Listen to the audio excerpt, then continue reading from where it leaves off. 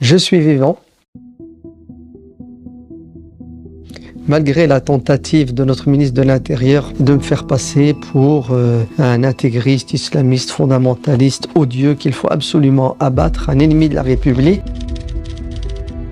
Je suis à l'étranger, puisqu'on m'a demandé de quitter mon pays, on m'a demandé de quitter ma maison, on m'a demandé de m'éloigner. Je n'ai pas attendu que le ministre se fasse plaisir en m'expulsant manu militari, en me mettant des menottes devant les caméras. Et je suis parti de moi-même, la tête haute et fière.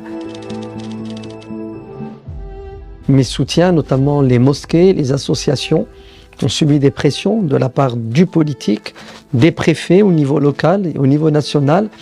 On leur a reproché de me soutenir, on leur a reproché de prendre ma défense, en leur faisant croire que j'étais un monstre, alors que ces associations, ces mosquées, me connaissent depuis 40 ans.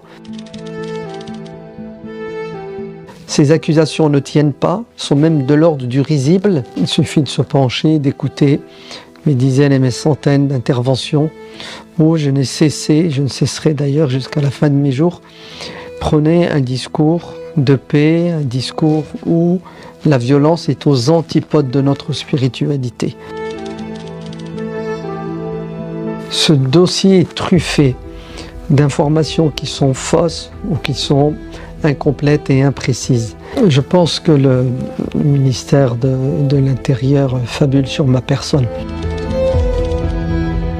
Nous sommes fiers d'être français, fiers d'être musulmans, et on va tout faire pour que la France reste notre pays avec son triptyque de liberté, égalité et fraternité. Je suis français parce que je suis né en France, j'ai été scolarisé en France, j'ai toujours vécu en France, je n'ai pas une double nationalité dans ma tête, dans mon cœur, dans mon esprit. J'ai été invité par un des proches de M. Darmanin. On a passé une soirée à débattre de son projet politique. Il avait besoin de mon expertise quant aux questions d'islam. Ça s'est terminé avec une pizza, ça a été très cordial. S'il y a bien un imam en France, depuis 40 ans, qui enseigne à ses frères qu'il n'y a pas de contradiction à être français et musulman, c'est moi. L'affaire va être traitée dans le fond, au tribunal administratif, dans les mois qui viennent.